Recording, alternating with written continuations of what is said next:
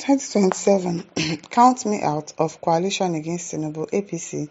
Peter Obi announced to the News Info. Former presidential candidate of the Labour Party Peter Obi has denied involvement in coalition against the ruling President Bola Tinubu and All Progressive Congress in APC in 2027. So you are saying now that you are not forming a coalition with anybody. The Kwakwanso, the Atiku, you are not forming a coalition with them. Okay? Obi made the clarification on Monday in Abuja while speaking with newsmen at the sideline of a two-day national conference on strengthening democracy in Nigeria.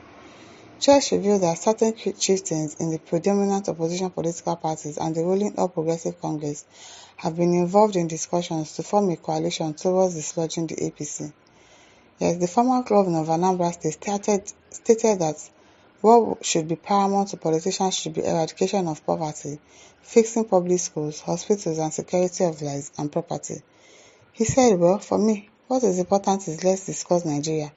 Whether we are going to do coalition, let's talk about the future of the country. But often we abandon the country and what we need to do and talk about power grab, abuse. That's what they talk about. Okay now.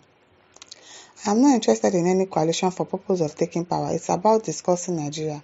How do we care about securing the Nigerians? How do we care about the common person in Nigeria? How do we care about our children being in school? That is the most important thing for now. Okay now. Obi also called for concerted effort to stop financial inducement in politics. That's what we need to remove, because what you are doing is that you are encouraging stealing of public money. Because if I steal it and use it to win election, then I get all the power and everything, including immunity, not to be prosecuted. So we must stop it.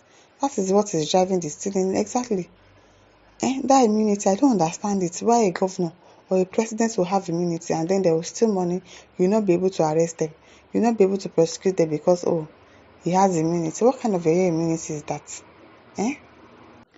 Presenting his keynote address on the theme of the discourse, Strengthening Nigeria's Democracy, Pathway to Good Governance and Political Integrity, former Vice President of the Republic of Ghana, Dr. Mahamudu Bawumia, who incidentally was presidential candidate of Ghana's New Patriotic Party in last general election in the West African country, identified bastardization of state institutions as a big threat to democracy. He said, Mr. Chairman, one of the most important determinants of a flourishing democracy is the quality of institutions. Institutions capable of guaranteeing rights, including property rights, and checking ones on abuse of power. These institutions include the independent election management bodies, the judiciary, the ombudsman, the police, other law enforcement agencies, and many others. Celebrated economists like Danny Roderick, Darren Acemoglu, and others have come to a firm conclusion that when it comes to the determinants of growth, the quality of institution towers above everything else. Unfortunately, whilst the culture of peacefully choosing leaders is being entrenched, these institutions are becoming weak and endangered, very, very weak. The former presidential candidate equally expressed concerns over growing poverty in the West African sub-region, and by extension the continent as a threat to democracy, as he noted that the electorate are beginning to lose faith in representative government. Yes, so we are. He said, Mr. Chairman, one of the biggest threats to democracy today is what I call the next meal. Before I make my point, I need to re-echo the word of one of Africa's greatest sons, the distinguished Nelson Mandela, to wit, as long as poverty, injustice, and gross inequality exist in our world, none of us can truly rest. Yes, so. A world where inequality is existing, injustice. You cannot win a case against people that knows the judge. There's no transparency, there's no fairness, there's nothing. Truly, we cannot rest. Ladies and gentlemen, democracy must be a means to an end. The best democracy is the one that delivers public goods and services effectively and efficiently and creates opportunities for citizens whilst making conscious efforts to leave no one behind. Yes, make sure that you are leaving nobody behind. That is democracy. Not this one that you just want to pocket everything for yourself. You only care about yourself and nobody else.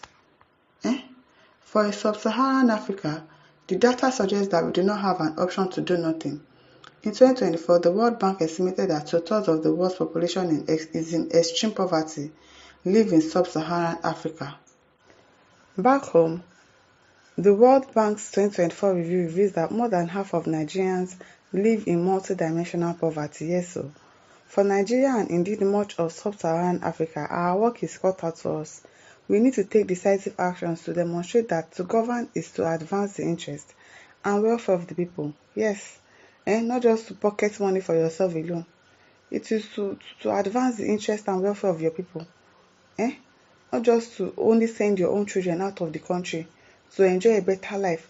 Make that improvement, bring it into your own country. Let everybody be enjoying and not just you people alone. We need to reconfigure our economic systems, processes and institutions in a manner that prioritizes the next meal for majority of our people. For far too long, the focus has been on ticking the boxes on democratic institutions, much to the neglect of what those institutions have been able to produce for the ordinary citizens. The person who is unable to afford the next eba meal is unlikely to appreciate any data on democratic progress. Ladies and gentlemen, there is a growing apprehension among the citizenry about the relevance and usefulness of government institutions, with many people losing faith in these institutions. We've already lost faith already.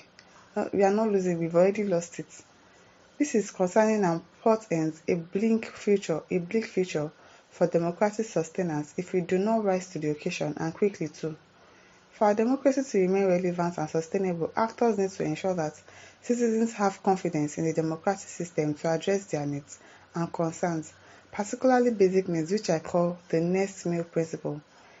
In his paper, Democracy in Nigeria Challenges Prospects and the 2027 Election, Professor Jibrin Ibrahim bemoaned the absence of ideologically based parties, leaving an indifferent and confused electorate at the mercy of political platforms, which he claimed are run by drug barons and warlords.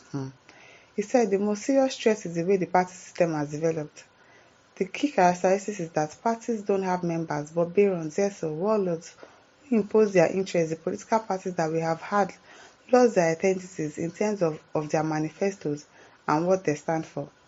The moment people can identify what party stands for, it becomes impossible to have democratic commitment, a situation where the political parties have no commitment to ideals of democracy. Yes, there's no commitment at all, at all, at all. There's none. It is well. Nigerian democracy must mean a lot more than asking Nigerians to line up every 4 years to elect leaders. Yes, so it must mean in practical terms the leader commits to demands of elected leadership in a very transparent manner. That mandates given to them to govern makes them servants to interest of the people. Yes, they are meant to serve, custodians of their assets and protectors of their interests. Yes, I wish they know that as a leader you are meant to serve, to make sure that your citizens are okay. I hope that they have a change of heart and just do the right thing. Hopefully. My listeners, over to you. Leave your thoughts in the comment section. Don't forget to like, to share and subscribe. Thank you for listening. See you some other time. Bye.